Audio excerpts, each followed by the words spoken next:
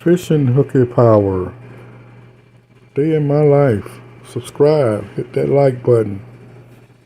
Peace.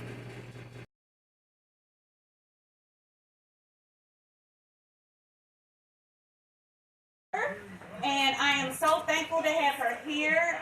She's been how many years in the USDA? No, my father. Well, we'll talk about Mr. Whitaker in a bit. Yeah. But she's worked with them, but she's up there with the big wigs. I'm putting her on the spot a little bit.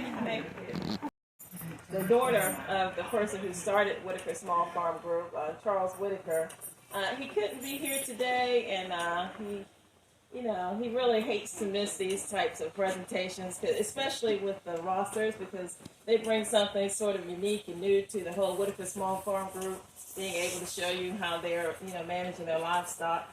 But Shanna is like his project manager for this region, and she's doing an excellent job. But he wanted me to just tell all of you, especially the rosters, he really appreciates what you're doing here today and trying to educate and provide, let people know about resources that are, available to them in their farms.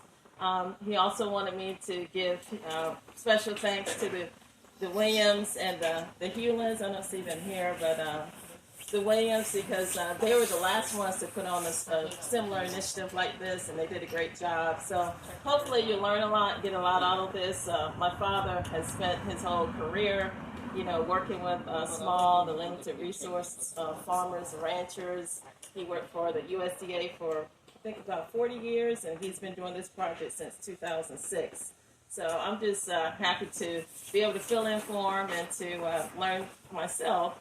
I just moved down to to North Carolina, back to North Carolina last year, and mainly to support my parents, who are kind of getting up in age, even though, they still do a lot and keep me busy. But I'm hoping that next time that we have something like this, my father can attend, because he was, we were planning to attend together. So hopefully next time he will be able to. But he's been having some health challenges along with my mom, and so we're just trying to work with them to get them in a better place. But thank you all for coming today, and thank you, Shannon, for all that you do. Thank you. Thank you.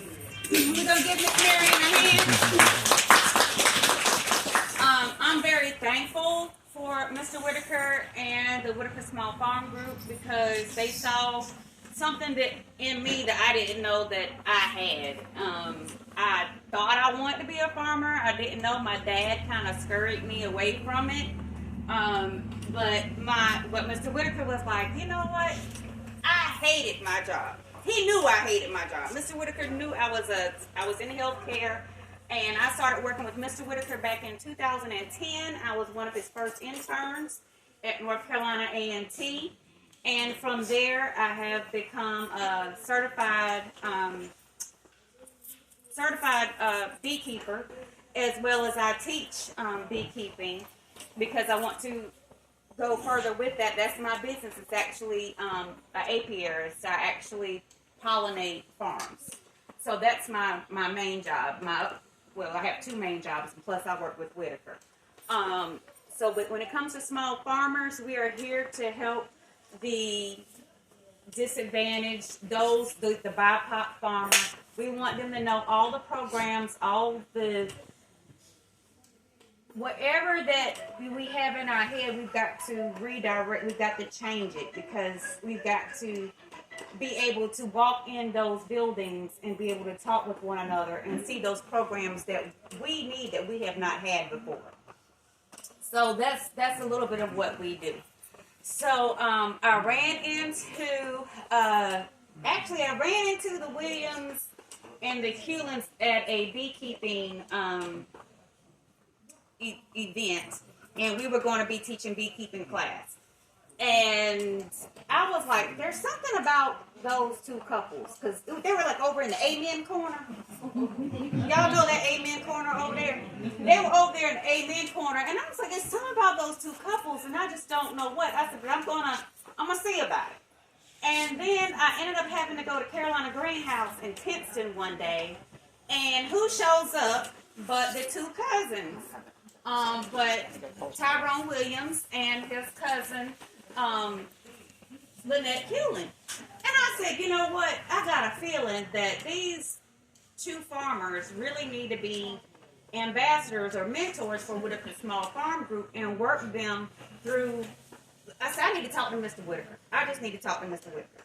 So he was like, Chandler, oh my God, I didn't even see, but I pulled them in. I was not going to stop until I got them. Or until he got them, I should say. And that is what happened, and we're family now.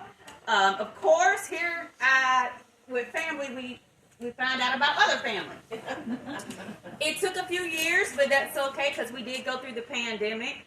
But when I found out there was other family that were in livestock, and of course, you hear all the buzzwords and everything that's coming down the pipe, and I was like, And so I just started, being me, and I was like, Mr. Whitaker, don't you want to bring in livestock? I said, you already have in livestock, because people don't realize that honeybees are livestock. So I said, we already got, I was like, we need bigger livestock. He was like, bigger? I was like, cows. And he was like, I said, look, I don't know about them, but this couple knows about them, and I think you need to meet them. And here we are today. I grabbed them in. I told him I wasn't going to let them go. It was a rocky road for about a year there because we weren't sure if we were going to get the grant or not. And I was just like, just hold on, just hold on, just bear with us, just hold on. And they did, and here we are. So I am thankful to have Selena and Lamont Rosser give us this wonderful session. Yes, we do need this rain. It's a beautiful day. We're going to say it's a beautiful day. We're going to make it work. We're going to make it happen. We're going to smile because we need this rain. My plants need it. The ground needs it. The table needs it. We got this, right? And we're farmers. Yeah, the grass needs it. We're farmers. We work in all of this, right? All right. So I'm going to hand it over to, actually, Mr. Alton Perry. No? Ready. I say elders go first. I think the sausage comes from your phone. Yeah. Yes. Okay, tell about it. We well, it's her. You know they the teachers. She's the pig mom, so she's gonna talk about her pigs, and I'll do more of the cattle discussion. But since I'm talking now, I will say for lunch I'm gonna have some crock pot chuck roast beef from the farm. You guys can taste it there, and then of course we have our pork. We have a few hot links, and the rest is mild pinwheel style in chunks. But yes, sir, Mr. Yes. Whether or not people could purchase products from you today. Yes, you can. The freezer was just recently stocked yesterday with a new beef order that was unexpected to be delivered yesterday, or we had to pick up. So yes, we have pork.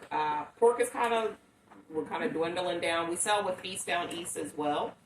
So every week, and pork is one of our big sellers on Feast Down East. So I have some pinwheels that he's cooking today, some links, pork chops, and some things like that. And I have some beef as well. The store is mine. I run it. He just Stop it some way. he just does I assist with raising the animals to keep her freezers full. So. Yes, sir. For the naive one here, what's a pinwheel? Oh, it's just a link sausage that they package in a circle for the package. Yeah, we got some brats too. Did you all step it yourself? I'm sorry? Did you step it yourself the old-fashioned way? No. Oh, I don't know. No. We're not that. This is all USDA inspected from the butcher. Yes, US. I don't know. Acre Station down close to the coast, and Down Flowers. that way. Yeah, and Flowers is who we're using right now. So. Acre Station is one of my favorite places to go to get a cheese biscuit. Yeah. They got these Yes, sir. size cheese biscuits. I know y'all plan to do that later. I just look at the history of the talk. Y'all plan to do that. Yeah, that's going to be in their portion, but he can talk of. Why don't you go ahead and kick us off? Because it all started with him. He came home one day We're from Maryland. He works for the government. I work at a credit union. I oversee a call center. He does IT. He came home one day and he said he was going to buy some property. I'm like, okay. And then he said he was going to put goats on it. I'm like, who's going to raise them? So we started off with boar goats. Love goats. I think he started off with goats because I would get in the pasture. I'm not getting in the pasture with everything. So being from Maryland and commuting all the time, we found it very hard to keep our goats in the pasture. I've driven down the road at night and had to pull a goat out the road to keep a car from hitting it. Our mother-in-law who was out there cooking was helping us. Father-in-law passed away in 2016 and we had to make some changes because he did a lot of work on the farm for us. He started introducing cows. I am by no means a pig expert. If it was my choice, we would have 2 of everything on the farm. I told him I had a Noah's Ark vision, and we need 2 of everything. But then I realized it took time and energy to feed 2 of everything, and money. So we went to cows and pigs. He started... well, you talk about the regenerative. Okay, so he started regenerative farming about 2016. It's a lot of input for farms. It's a lot of money for feed. So we're trying to find ways to try to cut costs, improve the soil. My father-in-law had horses. What do you have, like 18 horses? About 16. And they will eat your grass down to nothing. So the ground was impacted, so he brought cows in, and I'll let him talk about his cows.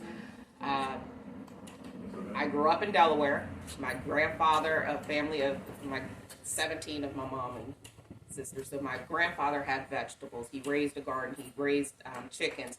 Chickens are my thing, and pigs are my thing. So we were looking for a pig that we could introduce to the farm that wasn't very aggressive, easy to manage, and then also grazing ability, less rooting.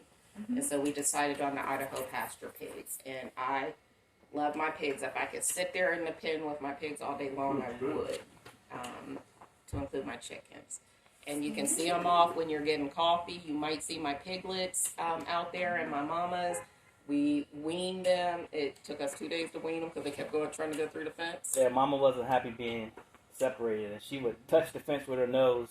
It would shock her. She'd back off, and then she'd get her courage up, and she was like, "I'm not going to back off this time." So she was straight through it. So, So I'm like, they're not used to you in the pasture. They're used to me in the pasture. So let me get out there, and I was able to get my girls separated. And we have a boar, and we have, how many do we have? We got 9 in the back. got 9 that should be ready for market Later this summer. Yeah, end of spring, summer, and we got 17 babies that was born in December, and 3 breeding stock. Yeah. So Mr. Bess is here. I'll stop talking. I'm not very entertaining, so I'll let he's the entertainer. I just do the work.